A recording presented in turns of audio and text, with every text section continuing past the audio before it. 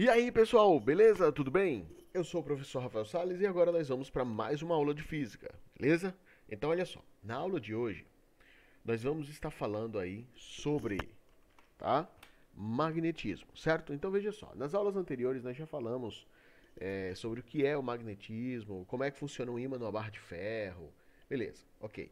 Então, aqui nós vamos dar sequência a partir da imantação de uma barra de ferro. Como é que funciona, tá? Então veja só, quando a gente aproxima uma barra de ferro de um ímã, a barra ela se magnetiza. Esse processo é chamado, tá, de indução magnética, beleza? E aí o que acontece? Essas substâncias, algumas substâncias, né, no caso de ferro, por exemplo, possuem ímãs elementares desordenados, como a gente pode ver nessa imagem. Então eles estão desestruturados, desorganizados, né, a posição que eles se encontram.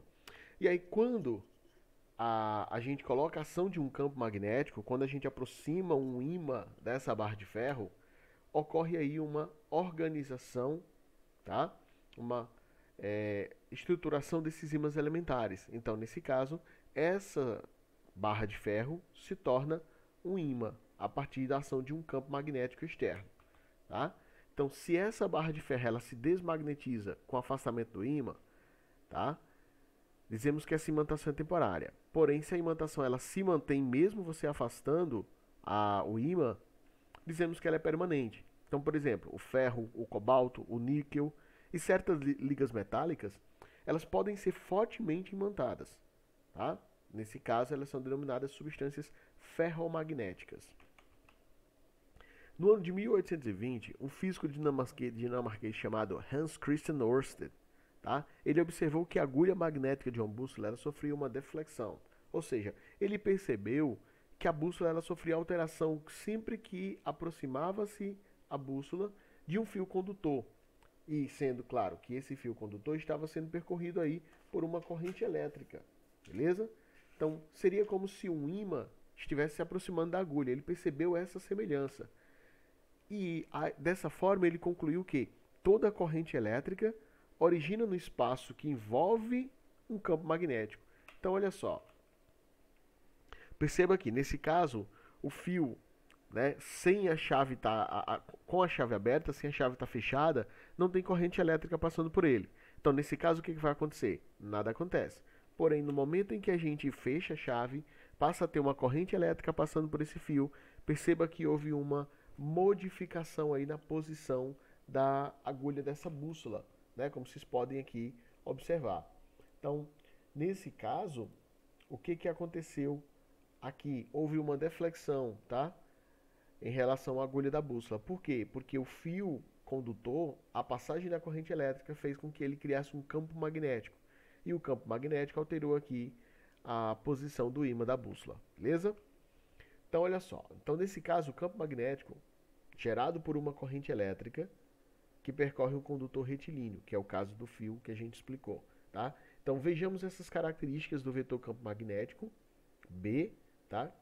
Num ponto P aí situado a uma distância r. Então, nesse caso, nós temos o seguinte: eu tenho um fio condutor retilíneo e tem uma corrente elétrica que está passando no sentido de baixo para cima, beleza?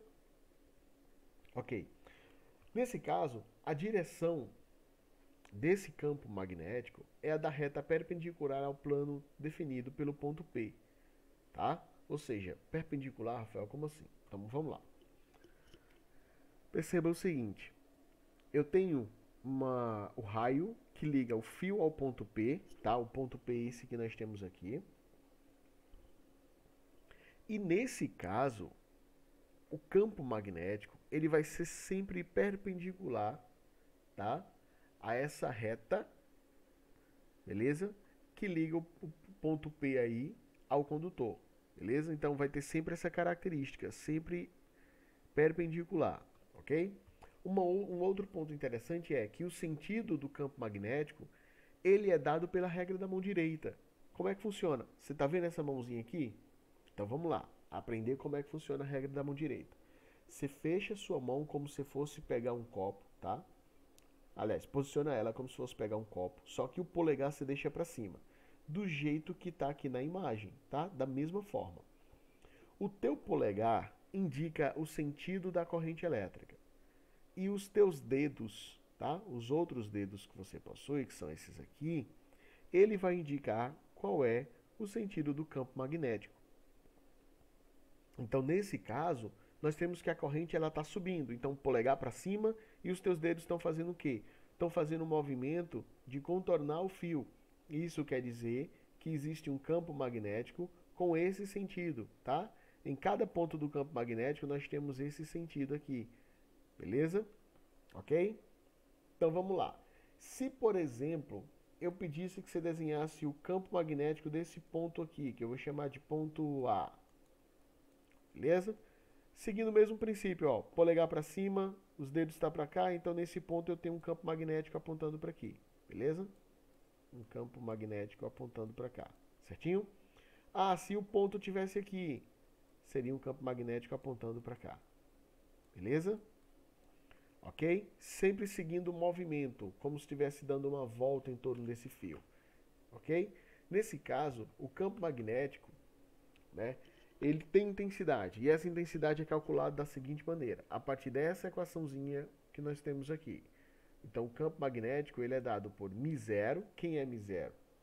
μ0 é a permeabilidade magnética, certo? Nesse caso, estaremos trabalhando com a do vácuo, que tem um valor de 4π 10 a menos 7 Tesla metro por ampere.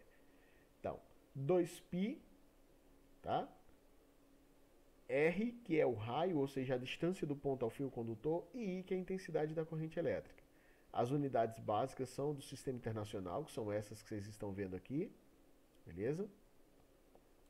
Ok? E aí temos o seguinte, as linhas de indução de um campo magnético gerado pela corrente, elas são circunferências concêntricas. Então, à medida que você vai se distanciando do fio, você vai ter outras circunferências descrevendo o mesmo movimento, tá?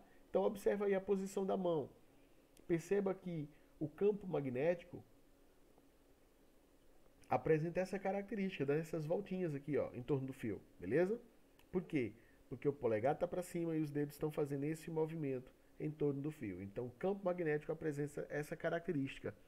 Essa é a regra da mão direita aí para a gente identificar o sentido do campo magnético. Então, uma representação aí de um esquemazinho. Então, olha só. Então, nesse caso, agora a gente vai ver as características do campo magnético no centro de uma espira circular. Então, vamos lá. Então, temos aqui a espira circular, certo? Então, essa espira, beleza? É um condutor, então vai ter uma corrente elétrica passando por ele. Então, perceba que nós temos aqui um campo magnético. Claro, se tem corrente elétrica, tem campo magnético. Aplicando aqui a regra da mão direita, ó, faz sua mãozinha, fecha aí. Perceba que o polegar, o seu polegar vai estar apontando nesse sentido. Então, pega um ponto aqui, ó. Tá?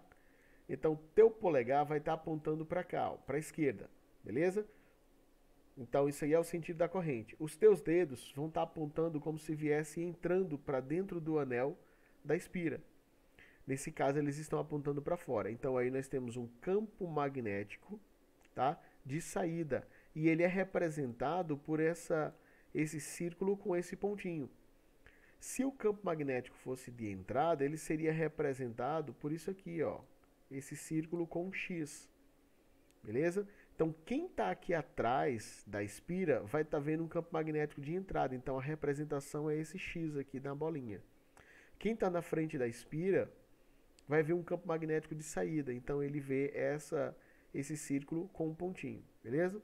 Então, aqui, por exemplo, nessa segunda imagem, temos um campo magnético de saída. Então, pega a mão direita, olha, posição do polegar, seguindo a corrente, teus dedos estão apontando para dentro, ó, saindo, beleza? Saindo aqui, ó. Então, tem um campo magnético de saída, ok? E aqui atrás, Rafael, campo magnético de entrada, certo? Porque o campo magnético fica dando voltas em torno da espira. E a intensidade para se calcular, nesse caso da espira, é μ0, que a gente já falou, permeabilidade, corrente elétrica, raio da espira, dividido por 2. Não tem o π nessa aqui, beleza? Cuidado para não confundir. Então, nesse caso, as linhas de indução de um campo magnético são essas que a gente pode observar aqui. Então, o observador 1, beleza? Vê um campo magnético de entrada. O observador 2, um campo magnético de saída. Então aqui na frente eu teria a representação da bolinha com ponto, aqui atrás eu teria o X, beleza? Entrada e saída. O polo norte da espira, beleza? É a face do qual parte as linhas de indução. E o polo sul, as que entram. Então, por exemplo, se você está vendo o campo magnético ó, de saída, você tem um polo norte. Você está vendo o campo magnético de entrada, você tem um polo sul. Rafael, toda espira vai ter um polo norte e polo sul? Sim, certo? Vai depender aí da posição que você está. Se você estiver vendo um campo magnético de saída, polo norte. Se você está vendo um campo magnético de entrada, polo sul, beleza? É assim que se orienta. Então, faz a regra da mão direita, aí seguindo a corrente elétrica que você vai ver.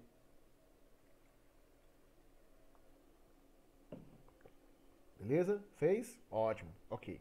Então, olha só. Polo norte. Corrente elétrica tem sentido anti-horário. Então, Rafael, não precisa fazer regra da mão direita? Não, olha só. Se a corrente elétrica tem sentido anti-horário na espira, é polo norte. Se a corrente elétrica tem sentido horário na espira, polo sul.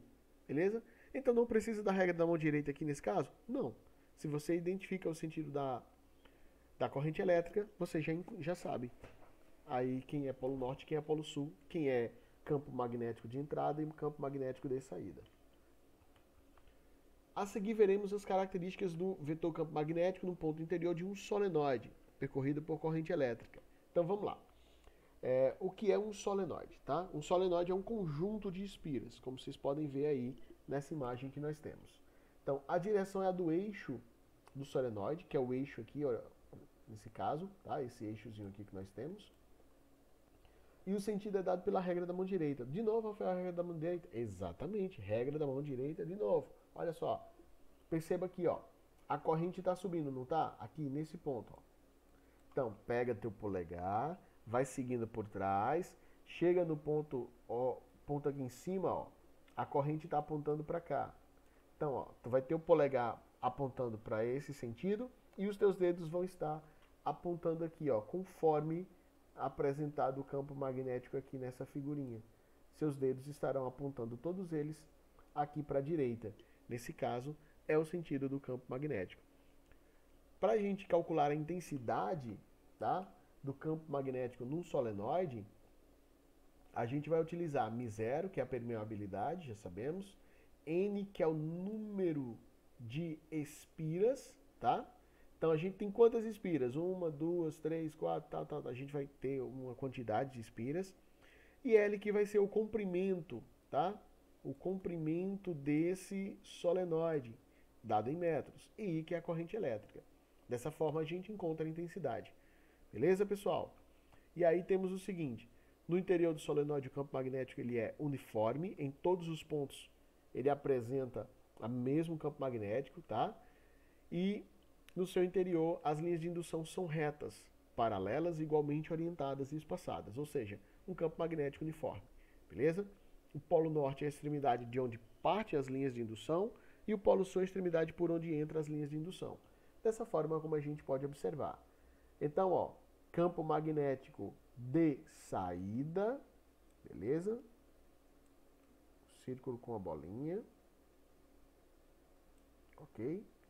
Campo magnético de saída, polo norte. Campo magnético de entrada, polo sul. Beleza? Então, no interior, o campo magnético ele é uniforme. Ele possui o mesmo valor em todos os pontos. Beleza? Então, as referências. Era isso, pessoal. Muito obrigado. Bons estudos e até a nossa próxima aula. Aquele abraço.